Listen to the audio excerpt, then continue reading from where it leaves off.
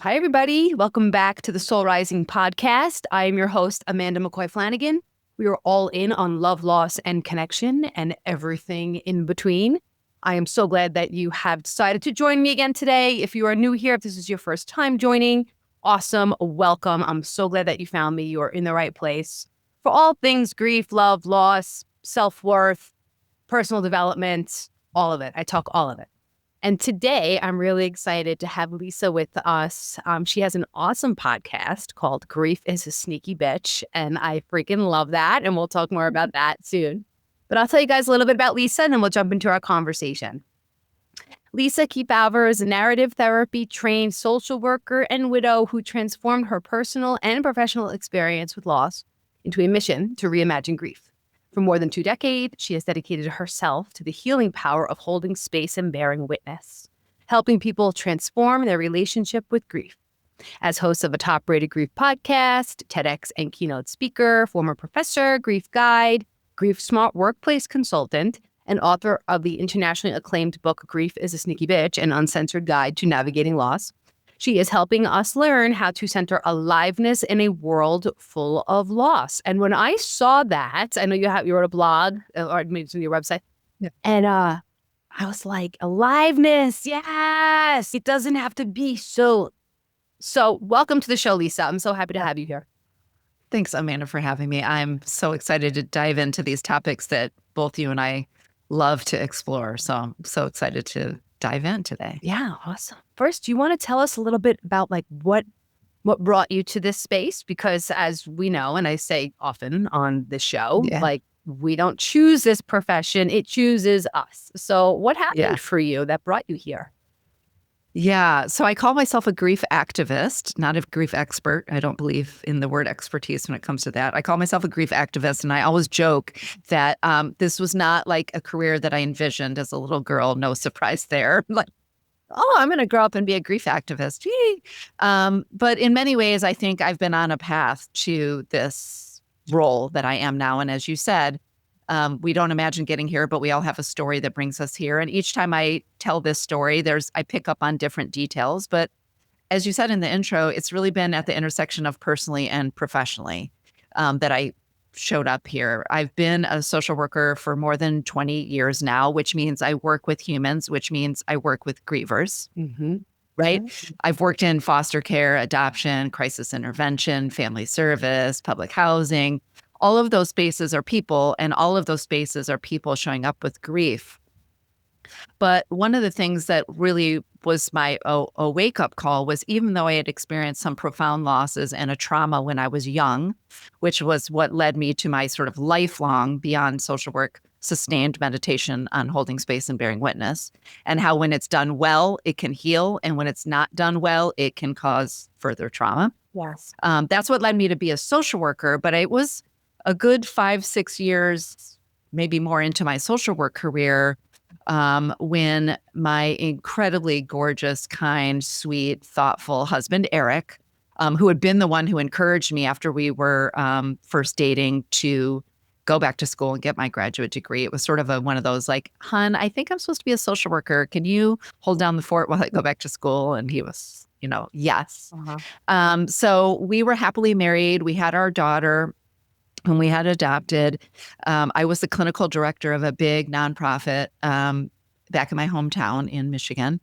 And my husband began to become completely unrecognizable, physically, cognitively, emotionally, his behavior, to the point where it was a fearful situation. We went from doctor to doctor, asking for help, being dismissed, being told that this is just some late onset mental health issue, put on inappropriate drugs that made it worse, took them off.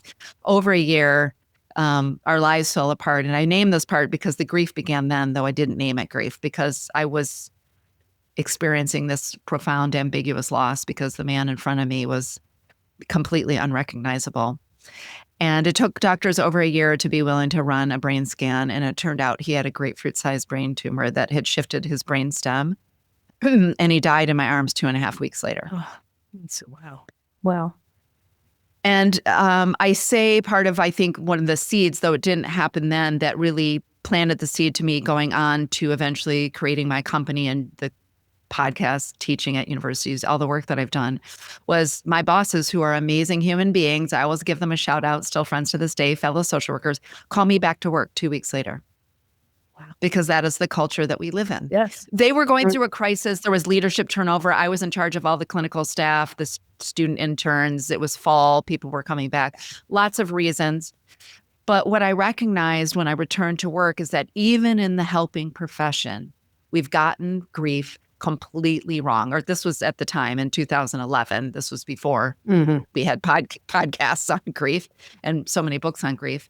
And that I was discovering that our lack of understanding of the cognitive, emotional, physical, spiritual, relational impact of grief was non-existent. We just thought it was you feel sad for a while and then you get on. And I recognized it was causing me harm. It was causing our daughter harm. She was just 7 when my husband died.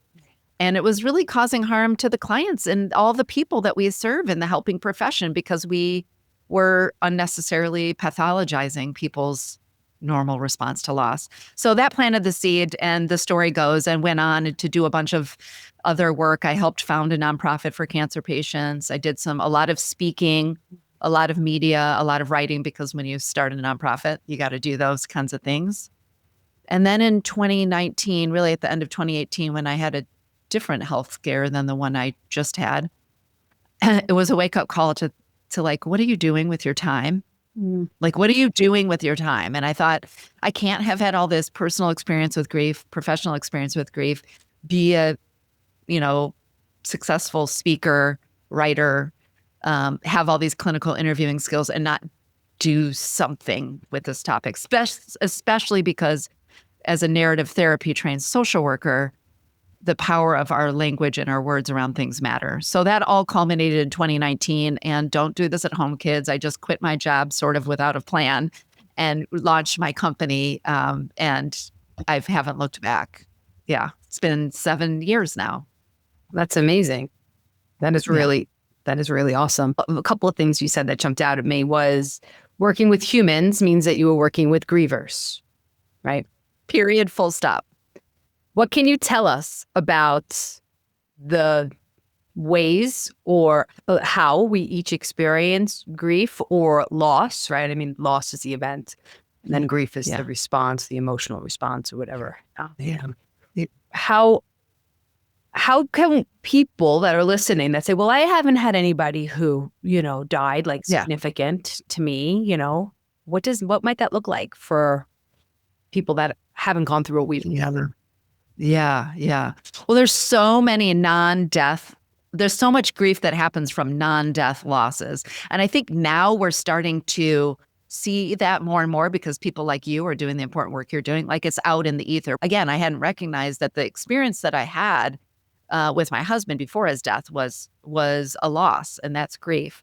So I think it's important. I think if you talk to anybody right now, they will have experience, even if they say, I haven't had a parent die, I haven't had a friend die, I haven't had a child die, I haven't had a partner die. Those are some of our most profound. First of all, another death loss that you might have grieved or not given yourself permission to grieve is a pet loss. And most of us have had that. Yeah. But a non-death loss can be anything like anticipatory grief. So many people listening might have somebody in their life who has been given a terminal diagnosis, or maybe they themselves have. And we can begin to grieve in anticipation of someone's death. But a lot of the profound losses that we experience are things that we sometimes put into the category of ambiguous loss or ambiguous grief. So that can be when someone is physically present but psychologically distant. So you might have somebody in your life who has Alzheimer's or dementia. They might be dealing with addiction. They might have, was in the case, an undiagnosed disease, but become, as a personality, very different. They don't recognize you. It might be the flip. Somebody might be physically distant, but very much in your heart. They might be deployed or in these times, deported. They might be just, run away or disappeared. It doesn't get categorized culturally by people because it's like, oh, well, they're still alive. And we hear a lot of garbage of like, you should be grateful they're still alive, which, yes, you can be grateful that they're still alive. And yes, and both. And we love, and I mean, tattooed on my body. And Do you? You have it tattooed? Or you're getting it? Yeah. No, this is an ampersand. I'll tell you the story of this tattoo in a little bit. I love your tattoos. I always notice your tattoos whenever I do. I'm like, she's so cool. They're growing. I love it. Wait, so I would say before you go on, would you put this type of loss in the ambiguous grief category, like a relationship with a parent, maybe who's emotionally unavailable? Yeah. So that's what I was going to say. Another whole category are the losses that we grieve of the things that we had a right to expect but didn't come to pass. So that could be something like infertility, but it could also be like the loving, safe relationship with a parent or a loved one. It could be even, I'm an early trauma survivor, a rape survivor since I was 15. And I think it took me a long time to recognize that my grief over I grieve being a person who can walk in the world and assume safety. Yes. So, and that's true for all kinds of trauma survivors of all kinds of trauma. So there's all these categories of losses that we dismiss, and it fits very neatly into our broader culture of pull yourself up, all the myths, pull yourself up by your bootstraps. It fits neatly into capitalism, like it's great if you can just not give space for loss because we have to be productive and move on. So those are just some. Really, I said in my TED Talk that I gave, which was called Why Knowing More About Grief Can Make It Suck Less, is that when you think about the types of grief or types of losses we experience and the sources and impacts, they can go from A to Z, really. There's disenfranchised. We're experiencing a lot of collective grief. There's grief that's ambiguous around maybe for people in the US. I don't want to speak for everybody, the country they thought we were living in versus the one we are. It might be around our moral injury and moral loss, being in a profession where you aren't able to act in ways that are in alignment with your integrity. And now you're grieving the version of the profession that you thought you were going to have. Yes. But didn't. I hear this I work with teachers a lot who are going through this and grappling with this. Certainly a lot of medical professionals are experiences. So there's overlap with moral injury and grief too. So that's, so now when I name, and I haven't even named them all, but now that I've named them all, if you're listening, you might be going, oh yeah. Oh yeah. Yeah. Me too. Yep. Can you give the definition for disenfranchised grief just so that people understand what that is? So disenfranchised grief can come in a lot of ways. It's most often sort of known and visible from the systemic racism and harm that has happened in this country. So all of the losses that happen where somebody is grieving the loss of safety, life, a security, homeland, but culturally they are dismissed from being able to sort of claim or accept it. Sometimes we experience these in even with culturally accepted forms of grief, like let's say being a widow.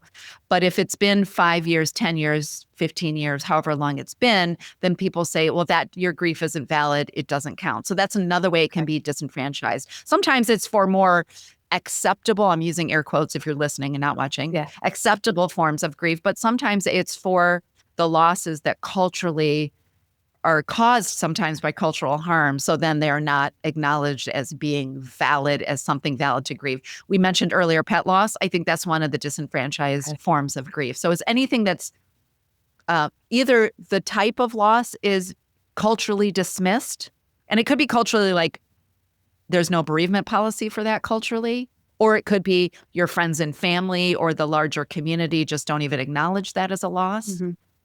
One other way in which disenfranchised grief can show up is the expression of your grief. So certain kinds of people might be expressing their grief maybe more emotionally or more publicly, and that's dismissed or disenfranchised, or maybe they're not showing their emotion enough, and then their grief is disenfranchised. So it can be both the expression of our grief and the source of our grief that can end up being disenfranchised. Do you think that things are getting a little bit better in this space in terms of bringing the education and the knowledge, especially in the workplace? I think for sure. I mean, in the 7 years I've been doing this, and I do a lot of work in workplaces, I think it is growing. I think the fact that we have so many podcasts now that talk about grief, we have, bookshelves worth of books that talk about grief, which when I first started, we, had almost nothing. I mean, when I first became a widow, almost no books out there. And now we have very popular people launching, Anderson Cooper has a show now. So I think conversations around grief are much more open. I think we're starting to understand more that grief is not just feeling sad, and we are hopefully more writ large understanding that the 5 stages is not a thing. I want to caution I am excited. Yay, we're moving towards that. There's more awareness. And I still think we have individually and collectively a lot of deep-seated, harmful grief, what I call grief beliefs, that get in our way of our own individual path in our grieving process, but also are still getting in the way of the fact that we don't have standard bereavement leave policies across the board in workplaces, and that we still kind of success and laud people who have moved on. Mm-hmm. Oh, you're married again, or you're had another child. And yes, we have come far. There's a lot more just general awareness around grief, and a little more general acceptance of grief as a thing. And we have a long way to go. Because it's so tied up, as I said before, as a narrative therapy trained social worker, I'm always thinking about the cultural context.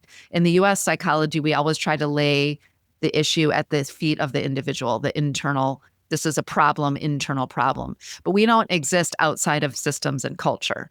So even as we individually, I want to talk about my grief more, I feel more comfortable more, we live inside of systems, workplaces that do and don't allow time off or flexibility, TV shows or culture or broader churches, synagogues, conversations that do and don't want us to express or explore our grief in different ways. So we can only grow as much as our culture grows. And that's why I'm often working sort of at the edges of culture too. That's a wonderful point, because our systems create the reality, right? Yes. Right? That's what creates our ideology. I often think about that. I find that I should have been like a sociology major. I feel like it's so interesting. How do these things become things? How do ideas, beliefs, just cultural norms, like who sets those expectations or parameters, or the boxes? Who makes those boxes that we're supposed to fit in? And really, it all comes back to money, as I'm sure you're well aware. Money and patriarchy, that's my opinion. 100%, but yes. 100%. So you use the phrase grief beliefs, and that actually speaks very well to what I wanted to talk about next. Is in your bio, you use the phrase transform your relationship with grief. How do the beliefs set us up in that relationship, and how might somebody be able to transform it? So maybe talk a little bit about what that relationship could looks like, so people can identify. Yeah. I'd love to explain a little bit what I mean by grief beliefs first, because I think the context is really important. So I ask at the beginning of my podcast, have since the first episode back in 2019. I use this when I taught loss and grief at university with my students. I use it I ask everybody to think about their earliest memory of loss, usually in their childhood. Could have been a grandparent, could have been a pet, could have been a sibling, could have been a parent. And how were the adults in your life modeling grief? What were the implicit and explicit messages they were giving you? And what do you think that taught you about grief? So here's an example. When you cried and they asked you to go into your room because you were bothering everybody, what you learned about grief and your beliefs about grief is that emotions are not for public consumption. Nobody said you shouldn't cry. They just said, oh, can you go away? When you came home from the funeral, did they just put away all the pictures of grandma and grandpa and not talk about them anymore? Okay, well, nobody said don't talk about grandma and grandpa anymore. Maybe, but they showed you by their behavior. So when you become an adult and you experience a profound loss, you hold a set of grief beliefs. Most of us don't know what they are. We're not aware. They're just in our subconscious. And they show up in the stories that we tell ourselves. And those stories usually include the word should. I have folks in my book, I talk about this, become a should detective, because we often should all over ourselves.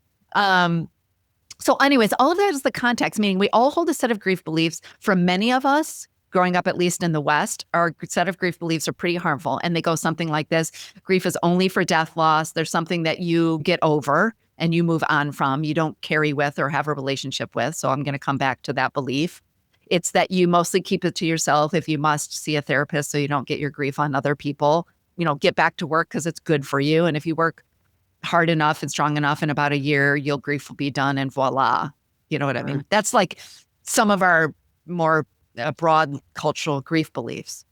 One of the most harmful ones, and it comes from older psychology, was this idea that which have been debunked, of course, over the years with great sociologists and thinkers and researchers who now have a lot of different theories, continuing bonds being the most popular. But it used to be this idea that your job was, when someone died, when it was grief over a death loss, which was the only grief we were allowed to have, and you had to be close to them. By the way, earlier I wanted to say, you said, what kind of grief is disenfranchised? Grief over somebody that you had a complicated relationship with. People can say like, oh, you didn't like them anyways. It's like, I'm grieving the relationship I didn't get to have with them. Okay. So the idea was, the person dies, you mourn, you maybe have the funeral. Maybe if you're in a different religious practice, you have Shiva, you have a period where you're allowed to be sad. And then there's this idea that you move through these 5 stages like some sort of to-do list, and voila. And unfortunately, we all co-opted Elizabeth Kubler-Ross's ideas of the 5 stages, which was how people came to terms with their own death and dying. Yes. Not how we move on. But for saying that, because people don't know that. They think people don't know that. Grief after. It's your own experience with your death. She felt very, I think, dismissed or, confused. But I'm not surprised that the culture took that on, because we love, again, back to this cultural context, we love a to-do list. We love a top 10 list. We love neat and orderly and something that gets us back to all better. Yes. As opposed to being transformed. Grief is a sacred ritual and practice, and it transforms us. Yeah. People always ask me that, probably the question I'm asked most is, when does grief end? And I say, grief doesn't end. It just transforms, and we're transformed by it. Right? So that myth then made people think that when they were still having grief first, or sad, or they had longing, or they had the grief brain, or the physical impacts, which is also things we didn't understand. Now we have amazing folks like Mary Frances O'Connor, who helps us understand how the body and the mind grieve. So our thought was, we have to be done with our relationship. Our child dies, our spouse dies, our parent dies. The relationship is over. We grieve for whatever, 1 month, 3 months, 6 months, a year, if you're lucky. And then your job is to set that relationship down and be done, which is ridiculous. The metaphor I give often is, when you're reading a book, chapter 1, there's some juicy details, about the character. Chapter 7, now they're all grown up and they're living somewhere else and they're having this life. Are you expected to just forget about what happened in chapter 1? No, that's a part of that person's story. Maybe they went on to do different things, but that is integral. The people that they knew, the kids that they knew, right, is part of them.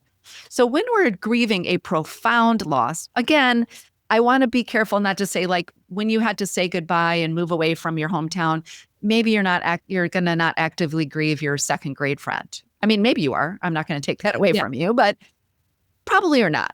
But if you experience a death loss of somebody profound in your life, then our role actually is to evolve our relationship with that person over time. But first, we have to begin the grieving process, to begin to allow our minds and our bodies to catch up to the fact that they're not just going to be walking through that door, which I know sounds crazy, but I don't know about you, but I can't tell you how many times I heard something at the door and I thought, oh my God, Eric's coming through, even though I knew. Well, Mary Frances O'Connor talks about that in her book. Yeah, that here, why, after. Yeah. So I think that's really profound. So for me, the transformation of the relationship has happened. And I went on to lose my very good friend Joe. Was with him when he died a few years after my husband Eric died. So I continue these relationships with both of them and have other death losses that I've experienced.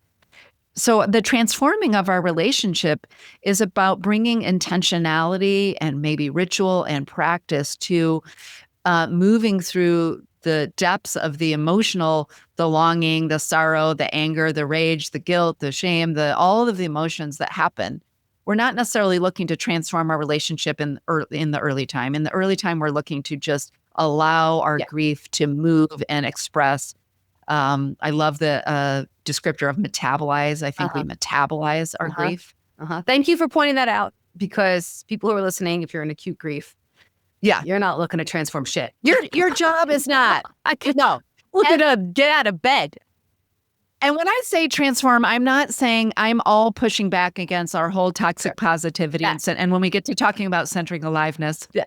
I'm going to come back to that because that's really important. Yeah. We live in a culture that wants us to sort of, and that's that same move on mentality. Yeah. In the beginning, your job is to sleep, to eat, to find ways to move your emotions because emotions move. Yeah, water, because again, the physiological impact of grief is very serious and significant. In the beginning, you're just, if joy stumbles upon you, take it. If sorrow is there, be with it. You're just, when shock is there, allow the shock to keep you numb for a while because you also need that too. Like early on, you can just be. You're just, but the thing that I'll say as a signifier or a touchstone that you might be transforming your relationship with your grief is early on for most of us, our memory, our thoughts, our connection to our person is how they died.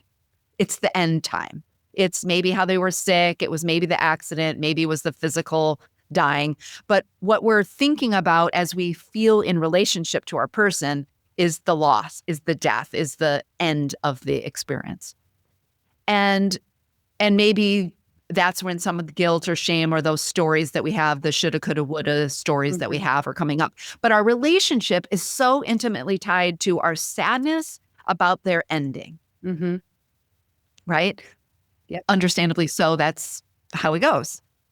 Over time, what my goal is not for people to forget about the person, but is to be able to evolve the relationship so that we are able to have metabolizing, because it's not like we're done, but we are moving through our expression of our emotions so that we can begin to look upon memories with our person with fondness that don't gut us each time. When we start to move back in time across space and time to our connections with the person, the first time we met, when we fell in love, or when your child was born, or whatever the thing is, usually those happy memories or the fond memories gut us. Mm-hmm. It's too painful.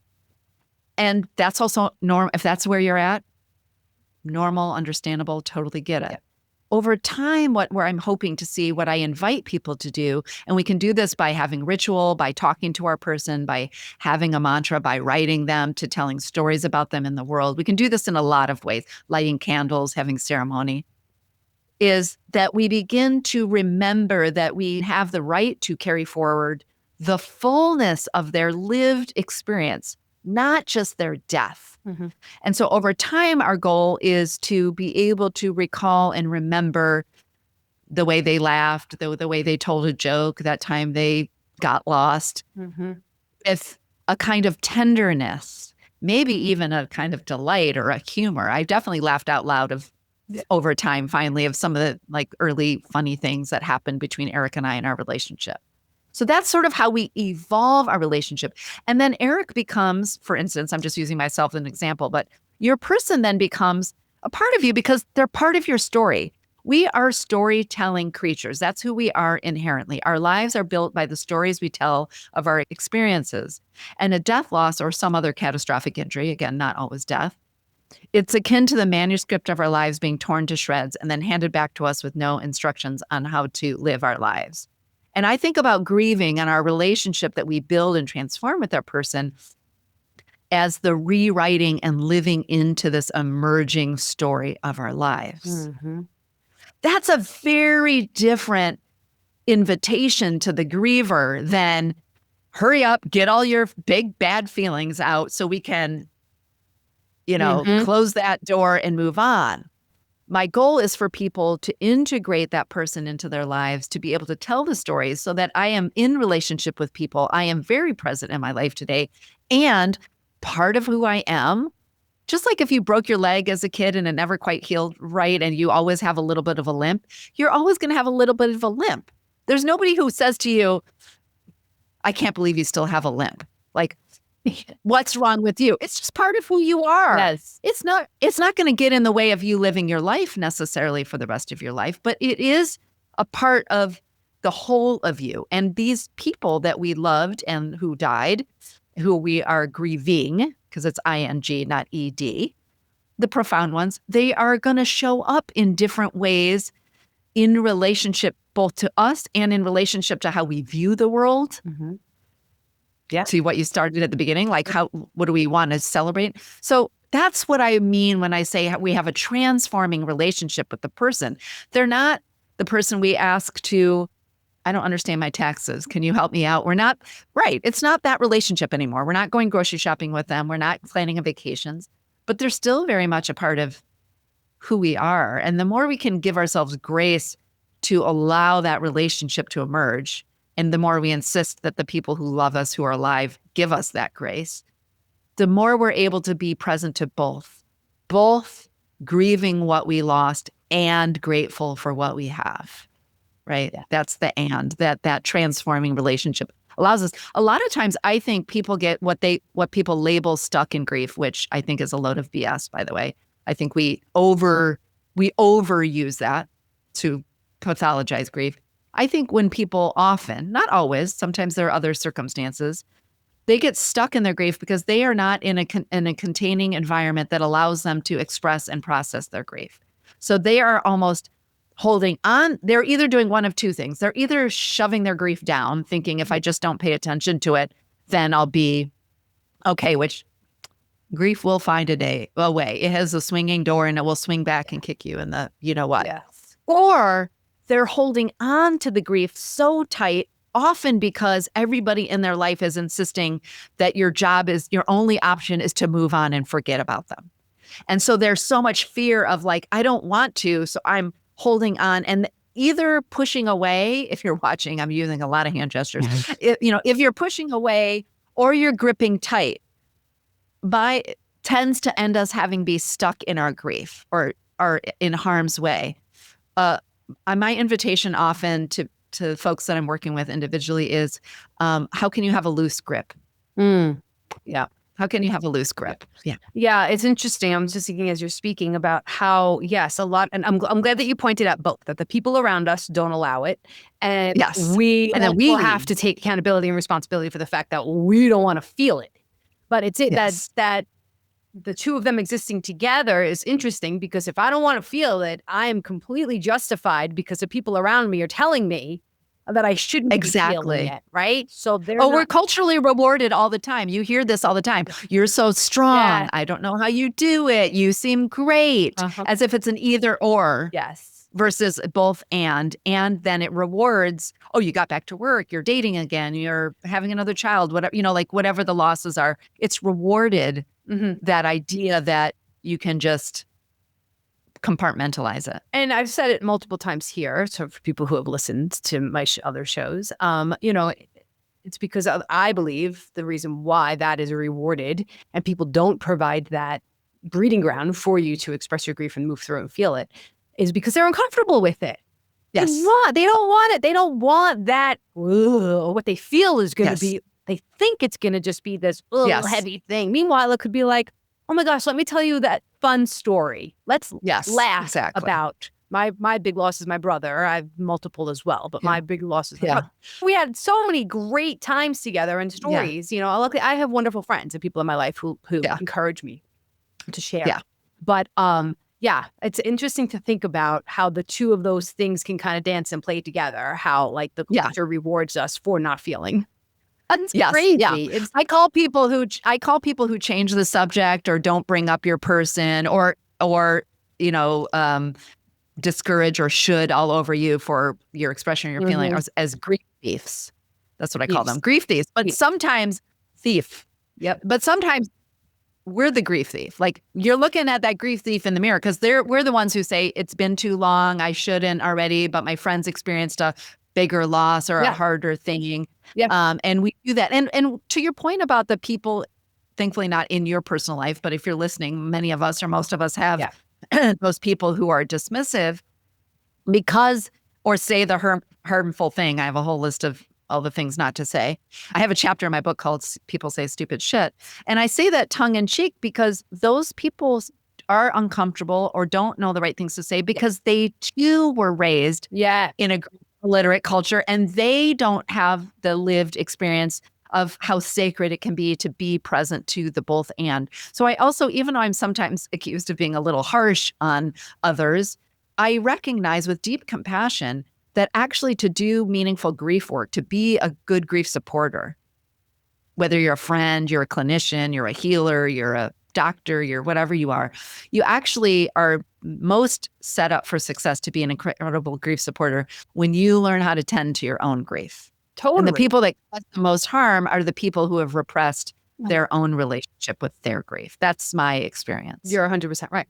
And it just speaks to our shame culture, right? The overarching umbrella of all of this is I will shame you until you act the way that I want you to act so that I feel comfortable. That's just, and we might, right? And we don't come out and do it in these real overt ways, like you're talking about indirect messages, like you gave examples of before. Yeah. Thank you so much for giving people grace, because sometimes I feel like when people get all upset by those things that people shouldn't say, I just feel like they just don't know. They're trying, right? And like, how accountable can I hold a person to that if they just don't know? I think it's both and.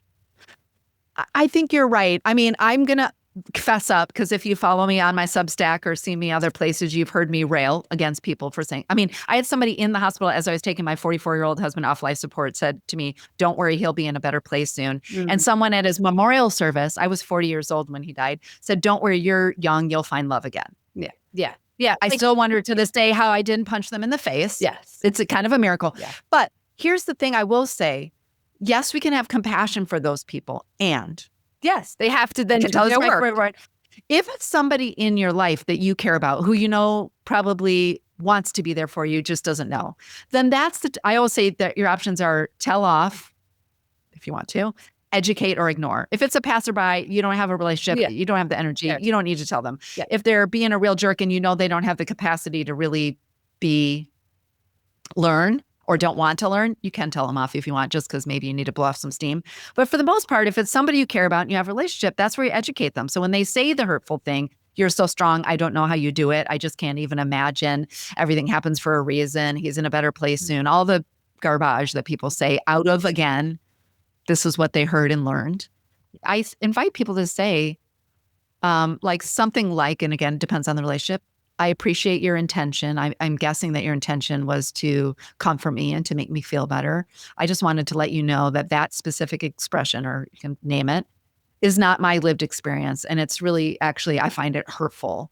And then here's something that I would appreciate that you could say again.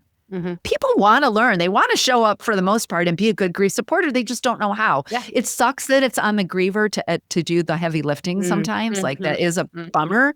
And if you have somebody in your life who you know means well, but they just keep saying the, harmful thing, or they keep changing the subject, that's where I call grief thief. Like, oh yeah, when it happened to me, blah, blah, blah. Yes. I think it's really nice to just say, like, I'm going to assume good intention and kindness here. And here's how that's not helpful to me. And here's something I would appreciate instead. Or, this is what I need. What I need from you right now is to just listen. What I need from you right now. And to validate. Yes, exactly. So, and knowing, it's hard, I think, for a griever sometimes for us to even know what we need, especially in the early days. But okay, so before we run out of time, I want to make sure to talk about this aliveness in a world of loss. Tell us, give it to us, Lisa. What is that? Yeah. So this idea came to me a couple of years ago. It was actually I think the idea came to me in 2023. I gave a talk about it on the Endwell stage in 2024. I just survived keeping a family member alive who was experiencing a really significant mental health episode. And then I got diagnosed with breast cancer after also a year of misdiagnosis. So there I was, trying to edit my book that I had turned into my editor, publisher, maybe 10 days after I got my diagnosis. It was an insane year. Kind of just taking a breath of relief after helping to support this person to get stable. And I started out with, like most people do, like, are you effing kidding me? Like, this is, ridiculous, enough already, And I started thinking about what were my practices and how do I, again, as a narrative therapy trained person, I'm always like, our words make worlds, right? Like how we talk about something can impact our how we perceive and experience the world. But I also didn't want to bypass being effing pissed that I have cancer and that the doctors screwed up again and that I was going to lose, it turned out I lost half of one of my breasts and went through excruciating treatment for like 16 months. Like I wanted to be present to my pain and my sadness and my sorrow and my grief. And I knew that I needed to pay attention also to what was beautiful. Like I just started to have this inkling. I always turn to poetry when all is lost. That's kind of my go-to, both writing it and reading it. And I had stumbled again upon a poem that I had loved that had given me solace years before. I promise I'm getting to the point. And it was a poem by Jack Gilbert called A Brief for the Defense. And he has this line in his in a stanza in this very long, gorgeous, heartbreaking poem that says, "We must have the stubbornness to accept our gladness in the ruthless furnace of this world." Yes.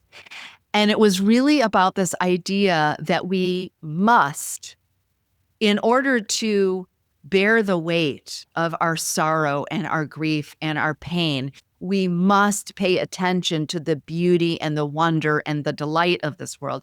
And to pay attention to the beauty and delight and the wonder of this world is what allows us to carry and turn towards the heaviness of our sorrow. And we can apply that at the individual level.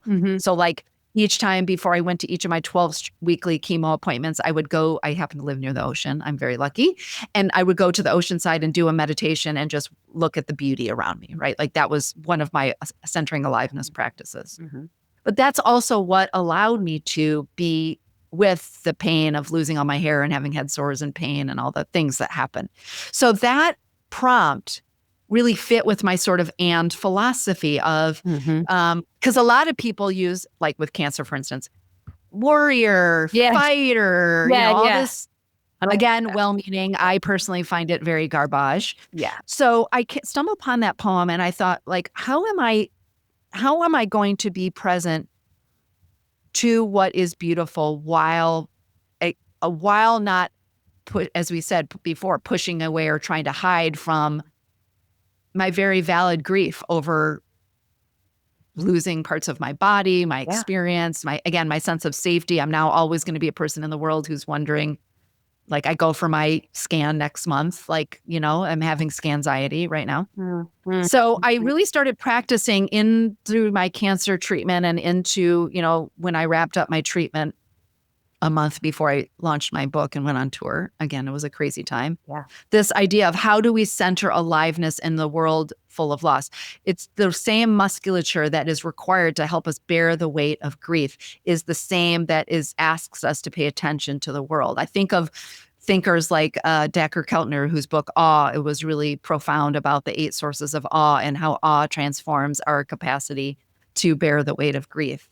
So this centering aliveness came from sort of a lived practice, but it's, I think, a broad application to all of us, which is, and then I'm saying, so that happened at my individual level. I think we're literally getting an opportunity in this very moment as we're recording. How do we center aliveness in a world full? And I'm not going to get political here, but no one can deny, no matter where you are, that we are in a time of profound loss of life, of climate, of safety, of identity, of homelands. Like there's so much collective loss and we must pay attention to it. We can't not. We have to pay attention to those things. But the only way that we can sustain an attention to being the helper and to creating a world that is the world that we want to live in is by also remembering that there's beauty in this world, right? Like the kindness of, and so there's lots of ways we can center aliveness. This talk that I gave, which I ended up turning into an essay on my Substack, it's called Centering Aliveness in a World Full of Loss. And for that talk, I just offered sort of 7 practices. I don't know if that would be helpful, but like 7 practices. Yeah. The first is seek community.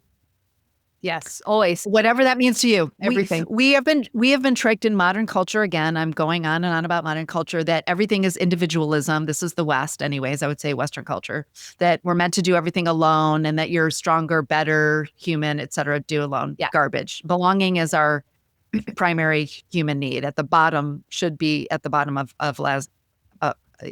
the hierarchy of needs. So seek community, whatever that looks like for you, both in your grief and in your being what I call joy detective, like also in your beauty. Yeah. Bring intention. Again, words make worlds. What are you paying attention to? What are the stories that are happening in your mind? What are the stories you're telling other people? If they're including words like should, shouldn't, always, never, but. Those are words you want to pay attention to. So bring intention to what you're paying attention to. Yes, you're having a hard day, you're in pain, you have a chronic illness, your parent just died, your spouse just died. And can you notice the cute way that your dog is curled up by your feet right now, not left your side? Yeah. And can you allow the warmth of that love to saturate your body so that you have the capacity to be devastated by whatever's going on? Beauty walks. Started this after my husband.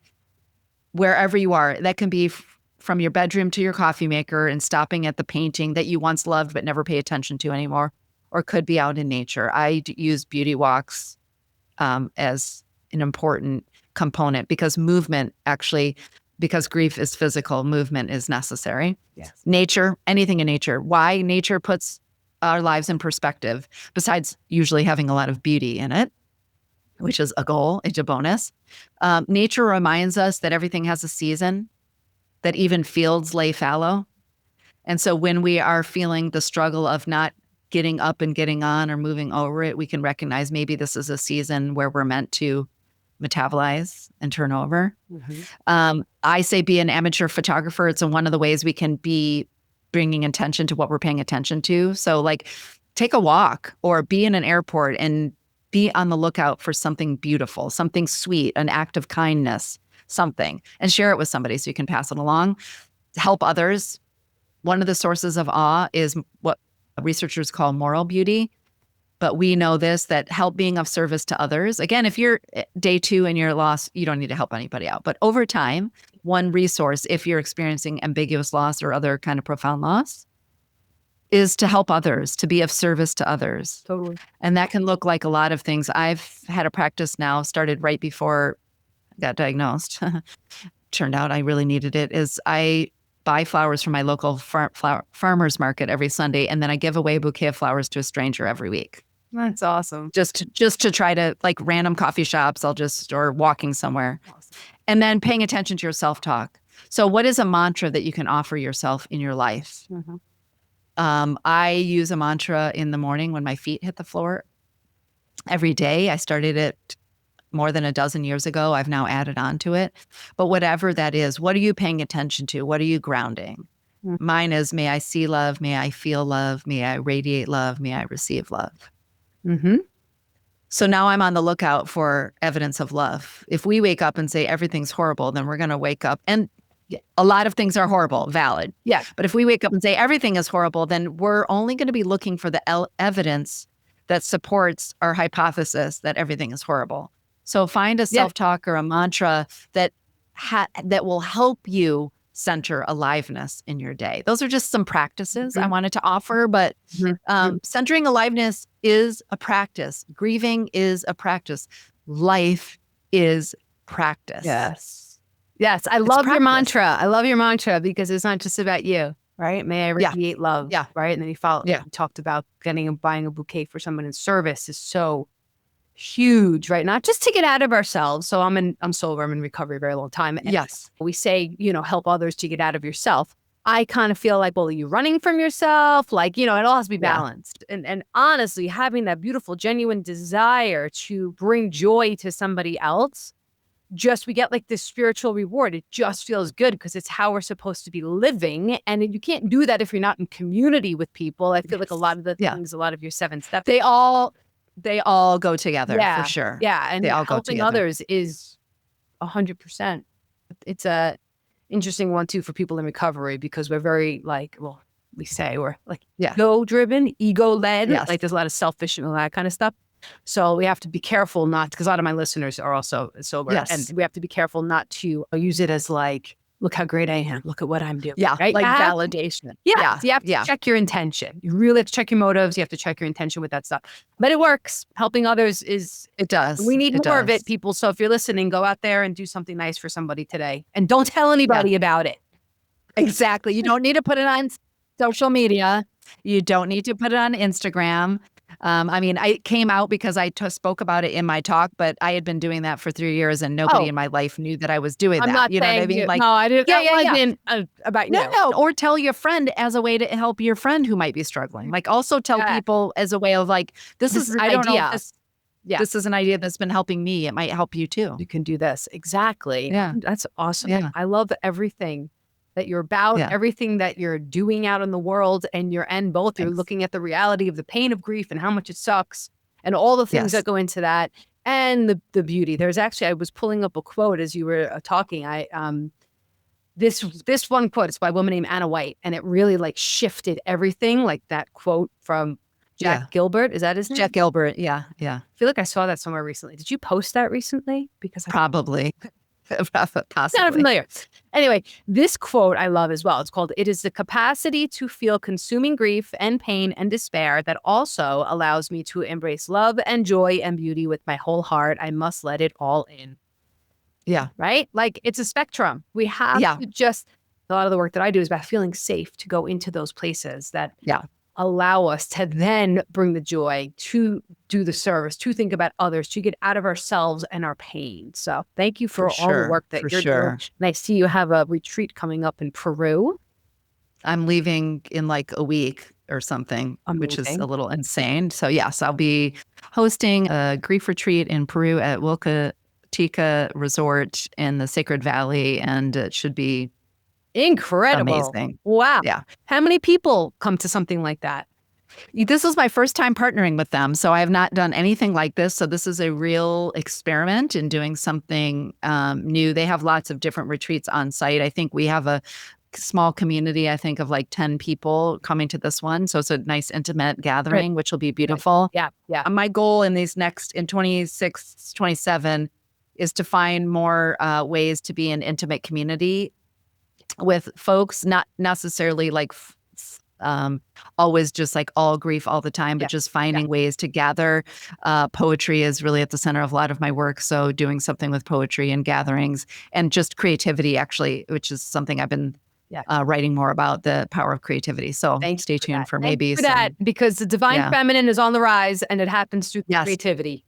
That's where it's at. So thank you for the work. Yeah. I always finish with one little bit of wisdom. Do you have, I mean, you've said so much, but do you have anything else that you just think is super important for our listeners to take with them? Maybe something really easy that they could just chew on for a minute.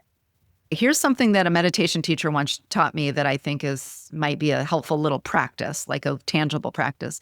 When the overwhelm of grief is happening, and particularly when the judgment is happening, when there's I shouldn't be feeling this way still, or I shouldn't be doing this, or all the kind of judgment, the self-criticism that comes along with the big feelings that we have in grief, and we feel some shame or danger around it, is to notice. This is where your regular mindfulness practice works, but notice when it's happening, like catch yourself either because you're saying it out loud to a friend or you hear it in your head. Notice that you just should all over yourself about your big feelings. Place a hand or both over your heart, and then kind of maybe rub or tap your heart to feel into the sensation of care. And then say something to yourself. I like speaking out loud to myself, but you can say it inside your head if that feels too weird, and say, "Of course you feel that way, sweetie. How can it be any other way?" Yes. Wow, I just got chills. Yes. 100%. Of course you do, sweetie. How can it be any other way? Yeah. And just allow whatever needed to melt to be there. Just, that's it. You don't have to write about it. You can write about it if you want, but don't. Just sit with that. And that's a way to bring compassion to your grieving heart. Thank you for that. And that is so simple. And just, like sometimes it's just the simplest things. I think we overcomplicate things. Yeah. Right? Like bringing things just back down to basics. So simple. Just being present with yourself. Yeah. I love that. I love that. Thank you so much. Yes, of course. Okay, so you're amazing. Everybody needs to go follow Lisa, read her Substack, do all the things, buy her book. Tell us where they can reach you, follow you, all that. Work with you. Yeah, work with me. Yeah. I mean, the best way, you can just check out all of the things that I do on my website, lisakeefauver.com. And you can email me if you have a question, lisa@lisakeefauver.com. But yes, I have a Substack called AFGO with Lisa Keefauver, which stands for Another Fucking Growth Opportunity. Love that. Yeah. It's just another phrase of mine. And my podcast, they can listen where they're listening here on their favorite podcast platform and watch on my YouTube channel. And on my socials, LinkedIn and Instagram and whatever, I'm Lisa Keefauver MSW, which is for my master's social work, Lisa Keefauver MSW. Although I am really actually working to spend less time on my socials and more time on my Substack and with the show and in community. I'm moving in that direction. So if you really want to know what I'm doing and work with me, head to my website, drop me an email, check out my Substack. That's where I'm at. Awesome.